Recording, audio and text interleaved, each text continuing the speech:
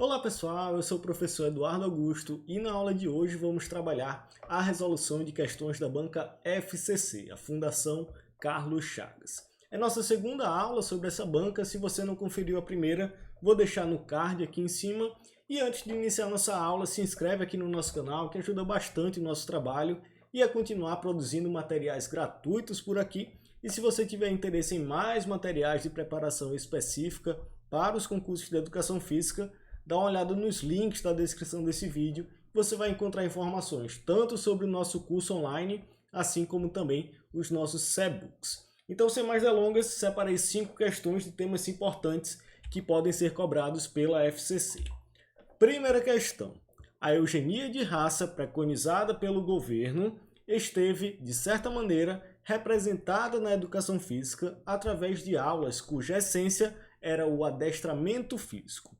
Complete corretamente a lacuna do texto, o nome. Então ele vai falar de... basicamente vai ser uma questão sobre tendências pedagógicas da educação física. E quando a gente fala de tendências, a gente vai estar falando como a educação física era concebida, como ela era pensada de acordo com o período histórico do nosso país. Nesse caso, ele traz algumas características desse período histórico, que vai ser a eugenia de raça preconizada pelo governo e representada na educação física através do adestramento físico. O enfoque das aulas de educação física era o adestramento físico. Quando a gente fala dessas características, a gente vai estar falando prioritariamente da tendência pedagógica higienista, a primeira tendência pedagógica em nosso país, onde a ideia era justamente essa melhoria da raça, essa asepsia social através do exercício, buscar o desenvolvimento físico e moral dos indivíduos e fazendo assim com que o exercício pudesse melhorar a raça da população brasileira. Nesse caso, pelas alternativas, a gente vai ter no item A, Getúlio Vargas, que na verdade vai ser um nome aí relacionado à tendência militarista, que vai ser a segunda tendência pedagógica em nosso país. Juscelino Kubitschek já vai ser relacionado à tendência pedagogicista. Castelo Branco e Médici são dois presidentes, dois governantes do país na época da ditadura militar, onde a tendência em voga era a tendência esportivista ou competitivista, e aí, por eliminação, já temos o item E correto, que vai ser o governo Deodoro da Fonseca, o primeiro presidente da República do Brasil. Então, corresponde justamente à tendência higienista em nosso país. A tendência higienista vai estar presente do fim do Brasil Império o início ali do Brasil República, a primeira república do país, justamente no governo Deodoro da Fonseca. Então, primeira questão interessante relacionando a história do país com as tendências pedagógicas da educação física. Primeira questão, então, item E é o correto. Segunda questão. A distância entre os oponentes é um dos possíveis critérios para a classificação das lutas. Dessa maneira, podem ser consideradas lutas de curta, média e longa distância, respectivamente. E aí, quando a gente fala dessa classificação de lutas de acordo com a distância, a gente vai ter as lutas de curta, média e longa distância. As lutas de curta distância vão ser aquelas em que as técnicas priorizadas são técnicas de agarre, de imobilização, de projeção, como por exemplo o jiu-jitsu, o judô. As lutas de média distância vão ser aquelas onde as técnicas priorizadas são técnicas de golpes, de percussão, então socos, chutes, joelhadas, cotoveladas, e aí entra o karatê, o muay thai, o boxe. E as lutas de longa distância são aquelas em que são utilizados implementos em suas técnicas, em sua luta propriamente dita. Como, por exemplo, o kendo, a esgrima. Então, por essa classificação, nós vamos ter lutas de curta, média e longa distância. Com isso, a partir dessas definições, a alternativa correta que vamos encontrar vai ser a alternativa C. O jiu-jitsu vai ser a luta de curta distância, onde são priorizadas as técnicas de agarre, de projeção, de mobilização. O Muay Thai vai ser uma luta de média distância com predominância de golpes de percussão, chutes, socos, cotoveladas, joelhadas. E a esgrima vai ser uma luta de longa distância, onde a gente utiliza um implemento, normalmente uma arma branca. Nesse caso da esgrima pode ser o sabre, o florete e assim por diante. Então, nesse caso, segunda questão, alternativa C é a correta. Lutas de curta, média e longa distância, respectivamente, jiu-jitsu, muay thai e esgrima. Alternativa C é a correta. Terceira questão, relacione os elementos das colunas do quadro abaixo. E aí a gente vai ter basicamente alguns autores de referência e algumas abordagens pedagógicas da educação física. Na coluna 1 nós vamos ter o Gottani, o João Batista Freire e o Fábio Broto.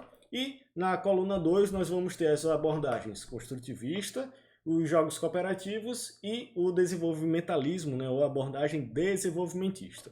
Então, fazendo essa relação, o Gottani vai ser o autor de referência da abordagem desenvolvimentista, onde tem como principal enfoque aí o movimento como principal meio e fim da educação física, né? A gente vai trabalhar muito com as habilidades motoras, com o desenvolvimento e aprendizagem motora em uma faixa etária bem específica de 4 a 14 anos. E aí justamente o Gottani vai ser o autor de referência da abordagem desenvolvimentista.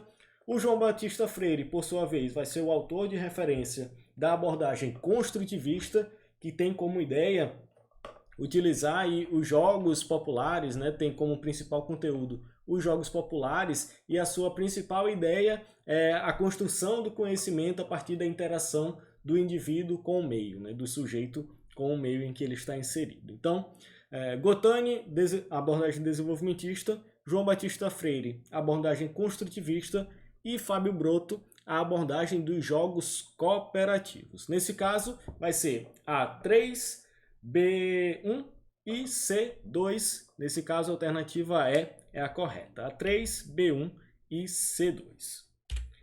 Quarta questão. Embora a ginástica geral possa dialogar e interagir com outras práticas e elementos da cultura corporal, esta contém uma narrativa própria constituída pelos signos e caracteres, conteúdo, forma, história, objetivos e orientação metodológica que configuram e materializam a sua linguagem. A ginástica geral, então, vai ser basicamente uma questão sobre as características da ginástica geral. Então vamos para as alternativas.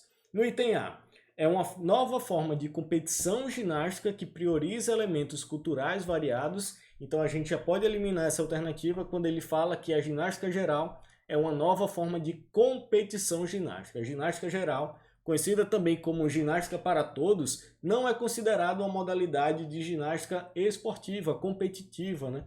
A ginástica geral tem muito mais o intuito da cooperação, da solidariedade, da participação, da inclusão de todos, e não da competição ginástica propriamente dita. Então, o item A é falso por conta disso.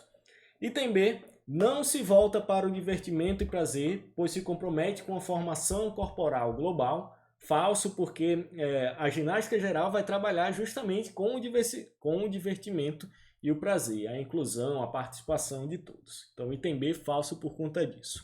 Item C, tem como elementos marcantes de sua prática corporal a liberdade de expressão, a criação e o componente lúdico. Perfeito. Como a gente falou, a ginástica geral vai ter muito mais esse caráter de participação, de criatividade, de ludicidade, de inclusão. Então, de fato, como elementos marcantes vai ter justamente a liberdade de expressão, a criação e o componente lúdico. A alternativa C já é a correta. Item D, tem regras que se aproximam das demais modalidades ginásticas sem descaracterizá-las. Falsa, já que as regras de uma ginástica artística, ginástica rítmica, por exemplo, são muito mais rígidas, né? São muito mais institucionalizadas como modalidades esportivas de fato. E a ginástica geral já não tem esse intuito. Então, falso por conta disso.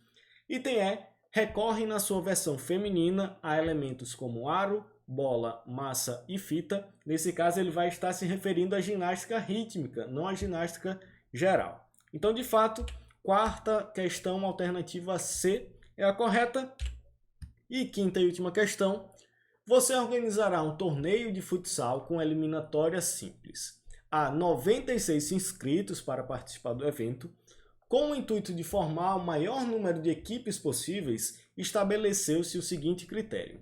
Cada equipe contará com 3 jogadores reservas, além dos jogadores titulares. Organizadas essas equipes, o número de jogos deve ser igual ao número de equipes menos 1, ou seja, n de jogos é n menos 1, serão realizados 2 jogos por dia. Assim, é possível afirmar que o torneio contará com... Então, para resolver essa questão, eu destaquei alguns pontos importantes do enunciado justamente para facilitar na resolução da questão. Então, primeira informação é que será um torneio de futsal com eliminatória simples. Então, a gente vai ter a modalidade esportiva do futsal e o sistema de disputa, as eliminatórias simples. Há 96 inscritos, né? Então vão ter 96 alunos, 96 participantes nesse torneio. E com o intuito de se formar o maior número de equipes, cada equipe contará com 3 jogadores reservas, além dos jogadores titulares. Com isso, a gente já tem uma informação importante que é, no futsal nós temos 5 jogadores titulares, né? São 4 jogadores de linha e o goleiro. Nesse caso, a gente vai ter mais 3, cada equipe vai contar com 3 jogadores reservas. Então, cada equipe vai ter 5 jogadores titulares, que são os jogadores do futsal, mais 3 jogadores reservas. Então, cada equipe terá 8 jogadores. Continuando, organizadas essas equipes, o número de jogos deve ser igual ao número de equipes menos 1. E aí ele, inclusive, facilitou a questão, né? Ele já trouxe a fórmula do número de jogos no sistema de eliminatória simples, que é justamente número de jogos é igual ao número de concorrentes menos 1. E por último, serão realizados 2 jogos por dia. Então, com essas informações, nós temos, se cada equipe tem 8 jogadores e são 96 inscritos, né, 96 participantes no total, nós teremos 12 equipes. Dividindo esses 96 inscritos pelos 8 jogadores que devem ter por equipe, nós teremos 12 equipes. Com isso, a partir do momento que a gente sabe que serão 12 equipes, o número de jogos na eliminatória simples serão 12, que é o número de concorrentes, menos 1, totalizando 11 jogos no torneio como um todo. Como em cada dia serão realizados 2 jogos, para a gente dar conta desses 11 jogos, serão necessários, então, 6 dias. Por isso, nessa quinta questão, a alternativa correta vai ser 11 jogos, já que é o número de equipes menos 1, são 2 equipes, menos 1 totaliza 11 jogos, distribuídos em 6 dias. Como são 2 jogos por dia, para dar conta de realizar esses 11 jogos, serão necessários, então, 6 dias. Por isso, quinta questão, alternativa A é a correta, uma questão interessante para a gente trabalhar algumas ideias das regras do futsal e também dos sistemas de disputa. Então, quinta questão, alternativa A é a correta, e com isso finalizamos essa nossa segunda aula trabalhando algumas questões da banca FCC. Se você tiver sugestões de outras bancas para a gente trabalhar aqui no nosso canal, deixa nos comentários. E se tiver qualquer dúvida, pode entrar em contato comigo, tanto aqui pelo YouTube, pelo nosso Instagram, @concurso-cdfísica, ou pelo nosso e-mail, contato@concursocdfísica.com.